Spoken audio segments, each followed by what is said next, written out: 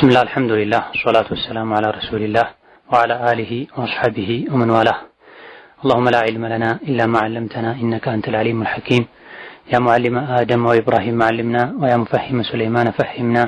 أما بعد يزاد المعاد فتاوان ذلك من نحجو ጥያቄዎች የመጀመሪያው ጥያቄ ሌሊት ስንሰግድ ቤት ውስጥ ሆነን የሴት ልጅ ድምጽን ከፍ አድርገን መስገድ ትችላለች ወይ? አዎ ትችላለች፣ አጅነቢ እስከሌለ ድረስ። ድምጽ ማንሳቱ በልክ መሆን አለበት፣ ሌሎች ክፍሎች ላይ አጅነቢ ካለ እዛ እንዳይደርስ። በክርስቲያን ሴት ፀጉር መሰራት ይቻላል ወይ? ኺላፍ አለበት። ሱረቱ ኑር ላይ አው ኒሳኢሂነ የሚለውን ሴቶቻቸው የሚለውን ሙስሊም ሴቶች ብለው ይፈሰራሉ። አይ ከወንዶች በተቃራኒ ለማለት ነው ብለው ይፈሰራሉ። አው ኒሳኢሂን የሚለውን ለሙስሊም ሴቶች እንጂ አይገለጡ በሚል የፈሰሩ በርካታ የፊቅህ ሊቃውንት ሙስሊም ሴት ካፊር ሴት ጋር ሄዳ ፀጉሯን ማሰራት አትችልም ነው የሚሉት። ነገር ግን ራጂሑ አው ኒሳኢሂን ማለት ከወንዶች በተቃራኒ ሴቶች ጋር ሲሆኑ የተወሰነ ልብስ ቢቀንሱ ችግር የለውም ማለት ነው። ስለዚህ በአንቀጹ መሰረት የዛ ውስጥ አይገባም። ነገር ግን ብዙ ጊዜ ካፊር ሴት ጋር ፀጉር መሰራት አይመከርም። አንድ እንደ ሙስሊም ሴት ጥንቃቄ አያደርጉም፣ ወንድ ሊገባ ይችላል። አላህ የማይፈሩ ቤታቸው ውስጥ ካሜራውን ጋር ያስቀምጡ ይችላሉ፣ ባለንበት በብልግና ዘመን ላይ፣ ሀያ በጠፋበት ዘመን ላይ። በሌላ በኩል ደግሞ ካፊር ሴት እንደ ሙስሊም ሴት አደብ የላትም።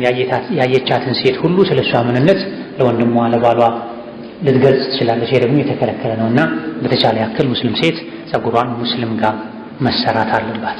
ከተገደደች አማራጭ ካጣች ታማኝ የሆነች ካፊር ሴት ጋር በር ተዘግቶ ካሜራ ለመኖሩ ተረጋግጦ አደብ እንዳላት ታውቆ ሊደረግ ይችላል። ኺላፉ እንዳለ ሆኖ በላጩ ግን መተው። ኢማሙ ሶላቱን ሲያስረዝምበት በራሱ ሰግዶ ከሰገደ በኋላ ሲጨርስ ሶፈን አቋርጦ ነው የሚሄደው። ለመሄድ ከተገደደና ችግር የለውም። የኢማሙን ነው እንጂ ማቋረጥ ወንጀል የሚሆነው ማሙሙ ኢማሙን እስካላቋረጡ ድረስ ችግር የለውም። ይሄንም ባለፈው ስለ ሱትራ ስንማር አንስተናል። ከቻሉ እዛው አረፍ ማለት፣ ካልሆነ ግን ለማውጣት ከተገደዱ እያንዳንዱን ሰው የወሰወሱ ከመሄድ ወደ ግራ ወደ ቀኝ አንድ ሰፍ ይዞ ሄዶ በጥግ በኩል ማውጣቱ የተሻለ ይሆናል። ፉቃሃ ምንድን ነው? ያደሰው ጥያቄ ነው። ፉቃሃ ማለት የእስላማዊ ህግጋት አዋቂዎች ማለት ነው። ፊቅህ ከሚለው የተወሰደ ነው። ፊቅህ ማለት የዲን ግንዛቤ ማለት ነው። ፉቃሃ ማለት ደግሞ የዲን ህግጋትን የሚያውቁ አዋቂዎች፣ የዲን የፊቅህ የእስላማዊ ህግጋት ሊቃውንት ማለት ነው። ይሄ ጥሩ ጥያቄ ነው። እኛን እስጥላህ ለማያውቅ ሰው በየመሃሉ አንዳንድ የምንላቸው ቃላቶች አሉ። ይሄን ለማይረዳ ሰው ያልገባው መጠየቅ ነው። እርግጥም ይሄ ወሳኝ ነው። ብዙ ጊዜ ግን ዕልም ላይ ለሚቀመጥ ሰው ይሄ ግልጽ ስለሆነ ነው። አዲስ የሆነ ሰው ካልገባው ወሳኝ ነው። ፉቃሃዎች ፈቅደዋል፣ ፉቃሃዎች ከልክለዋል ይባላል ብዙ ጊዜ። ስለዚህ ያልገባችሁን ጠይቁ፣ አዲስ የሆናችሁ አርሂቡ። መርሐበን ቢጣሊብ ልዕልም። ዘምዘም ውሃ ከውሃ ጋር መደባለቅ ይቻላል ወይ? ባይደባለቅ መልካም። ከደባለቁ የሚበዛው ነው የሚታየው። የትኛው ነው ብዙ የሆነው? ውሃው ተራ ውሃ ከሆነ ተራ ውሃ ይባል፣ የሚበልጠው ዘምዘም ከሆነ ዘምዘም ይባል። ግን እንዳልተቀላቀለው አይሆን። አልሑክሙ ሊልጋሊብ የሚባል ነገር። ስለዚህ አንድ ሊትር ዘምዘም ላይ አንድ ብርጭቆ ውሃ ቢጨምሩበት ከተገደዱ አማራጭ ካጡ ችግር የለም። በላጩ ያቺን ሆኖ ማቻቻል ካልተቻለ ግን የሚጨምሩት ተራ ውሃ ከዘምዘም ውስጥ ካልበለጠ ድረስ የዘምዘምነት አገልግሎት ይሰጣል ኢንሻአላህ። ሱና ሶላት ላይ ከፋቲሃ በኋላ ሌላ ሱራ ይቀራል? አዎ ሁሉም ሶላት ላይ ይቀራል። ማንኛውም ሶላት ላይ ከፋቲሃ በኋላ ሱራ ይቀራል። ሱረቱል ፈጅር እንኳን ሶላቱል ፈጅር እንኳን ቀብሊያው ነብዩ በጣም ያሳጥሩት ነበር ተብሎ እንደው አንዳንዴ ፋቲሃ ቀርተዋል እንዴ እስክል ድረስ ሁሉ ያሳጥሩ ነበር ብለዋል አይሻ። ከመሆኑም ጋር ግን ፋቲሃን ቀርተው ቁል ያ አዩሀል ካፊሩን፣ ቁል ሁወላሁ አሐድ፣ አንዳንዴ ሱረቱል በቀራና የሱረቱ አሊ ዒምራን ቁል ያ አህለል ኪታብ የሚለውን አንቀጽ ይቀሩ እንደነበረ ተነግሯል። ቁርአንን ይዞ መስገድ ይቻላል ወይ? ጀዛኩሙላሁ ኸይር። ሐፊዝ ላልሆነ ሰው አዎ ይቻላል። ሱና ላይ በደንብ ይቻላል። ፈርድ ላይ ነው ትንሽ ሰፋ ያለ ኺላፍ ያለ። ፈርድም ላይ ቢሆን ይቻላል የሚሉ ደግሞ ይቻላል። በላጩ ፈርድን በሚችሉት መቅራት፣ ሱና ላይ ግን ሐፊዝ ካልሆኑ የሌሊት ሶላት የዱሃ ሶላት ማስረዝም ከፈለጉ ቁርአን ይዞ መቅራት ይቻላል። ነገር ግን የቁርአኑ ክብር ማይነካ መሆን አለበት። አቀማመጥ ላይ ከፍ ያለ ቦታ ማስቀመጥ፣ መሬት ላይ ከማስቀመጥ መጠንቀቅ፣ ብብት ውስጥ ከመውሸቅ መጠንቀቅ ያስፈልጋል።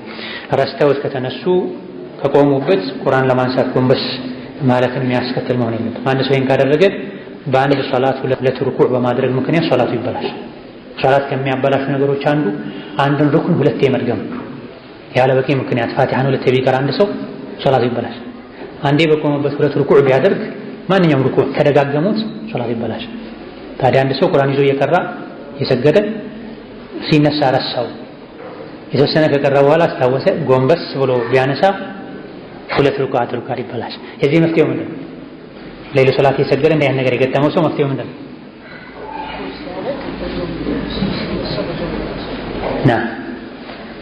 የዚህ መፍትሄው ቁጭ ብሎ በደንብ ቁጭ ብሎ ትንሽ ቀርቶ ከዛ ቁርአን ይዞ መነሳት።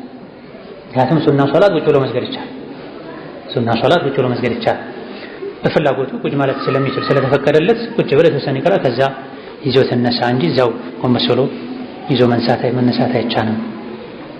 ኢማሙ ሶላት ያሰገደ ከሆነ ከተሳሳተ ለማስተካከል ምን እናድርግ? የሚችል ሰው ያርመዋል። አርሙኝ ካለ ዝም ካልሆነ ዝም ይባል። ሄዶ ተመልሶ ሩኩዕ ያደርግ።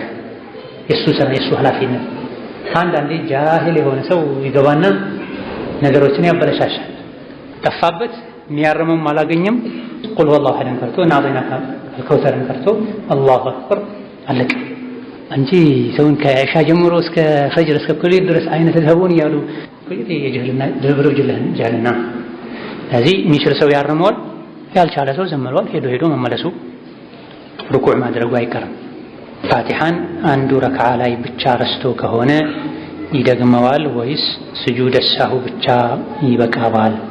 ይሄ የባለፈውን ደርስ ያልተረዳ ሰው ጥያቄ ነው። ሩኩን በስጁድ ሳሁ አይካስም ብለናል።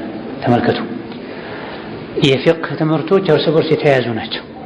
ከፊት ያለፈውን ርዕስ ነጥቦች ያልተረዳ ሰው እንደዚህ አይነት ከፍ ያለን ስንሄድ ነገሮች ግራ ያጋቡታል፣ ይሳሳታል። ስለዚህ ደርስ ላይ አካላችሁ ብቻ አይደለም መቀመጥ ያለበት፣ ልባችሁ ደርስ ላይ መሆን አለበት ብያቸው። ሩክን አርካን የሚባሉ ነገሮች በስጁድ ሳህው አይጠገሙ፣ ተመልሶ ራሱ መደረግ አለበት። ስለዚህ አንድ ረካ ላይ ፋቲሓን የረሳ ሰው እዚያው በቆመበት ካስታወሰ ተመልሶ ይቀራዋል። ስጁድ ከወረደ በኋላ ከሆነ ያስታወሰው ተነስቶ ይቀራል።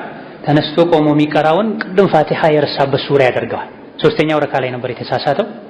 ሶስተኛውን ረካ ጨርሶ ስጁድ ላይ ያስታወሰው ተነስቶ አራተኛውን አይደለም የሚቀጥለው። ተነስቶ ሲቆም ለሱ አራት ነበር፣ ግን ከሱ ፊት ላይ ያለው ላይ ፋቲሓን ስለረሳ ምን ይሆናል? ሶስተኛ ይሆናል። ከዛ አንድ ይጨምራል ማለት ከዛ በኋላ ስጁድ ሳሁን ያደርገው እንጂ ፋቲሓን መርሳቱን እርግጠኛ ከመሆኑ ጋር በኋላ በስጁድ ሳሁ አስተካክላለሁ ቢል አይሆን። ፋቲሓ፣ ሩኩዕ፣ ስጁድ፣ የመጨረሻው ተሕያቱ፣ እነዚህ አርካን የሚባሉ የሶላት ማዕዘን የሚባሉ ነገሮች በስጁድ ሳሁ ብቻ አይጠገሙ። በስጁድ ሳሁ የሚጠገነው ምንድን ነው? ዋጅብ የሚባሉ ነገሮች ሱብሓነ ረቢየል ዐዚምን ቢረሳ፣ የመጀመሪያውን ተሕያቱ ቢረሳ፣ ዋጅባትን ቢረሳ በስጁድ ሳሁ ይጠገናል። ማንኛውም ሰጋጅ በእስላም ላይ 5 ዓመት 3 ዓመት 4 ዓመት 10 ዓመት ሲኖር እነዚህን የማያውቅ ከሆነ ምኑን የሰገደው? ስለ ሶላት እንማር የሚባለው ሁሌ ስለ ሶላት የሚነገረው ለዚህ ነው። የሶላት ጉዳይ በጣም ሰፊ ነው። እንደ ሌሎች ህግጋቶች አይደለም። ብዙ ነገሮች አሉ። ይረሳል፣ ይመሳሰላል፣ ያሳስታል። ሱና ሶላት ቀጣጥሎ መስገድ ይቻላል ወይ? ምንድነው ቀጣጥሎ መስገድ? ቀጣጥሎ መስገድ ሱና ከሚሰግድ ሰው ጋር ተከትሎ ጀማ መስገድ፣ አስሮ መስገድ ይቻላል ወይ ከሆነ አንዳንዴ ችግር የለም ብቻ። ቀጣጥሎ መስገድ ይቻላል ወይ ማለት የዙህርን ቀብልያ አራቱን ባንድ አይነት ከሆነ አይቻልም። እያንዳንዱ ሶላት በየሁለት ረካ መሰላመት አለበት። የሱና ሶላት ላይ በጃህር መስገድ ይቻላል ወይ? አዎ፣ የሌሊት ሶላት ከሆነ ይቻላል። የሚረበሽ ሰው ከሌለ የሌሊት ሶላት ላይ ነው በቋሚነት የሚደረገው። ከዛ ውጭም ያሉ ባዕድያ ሶላቶችን የሌሊት ሶላት እስከሆነ ድረስ የሌሊት ሶላት እስከሆነ ቢደረግ ችግር የለም። ሁሌ ግን በቋሚነት ባይደረግ ይሻላል። هذا وبالله التوفيق። የተቀሩትን ኢንሻአላህ ኢላ ዚን እንመለሳለን። ወሰላሙ አለይኩም ወራህመቱላሂ ወበረካቱ።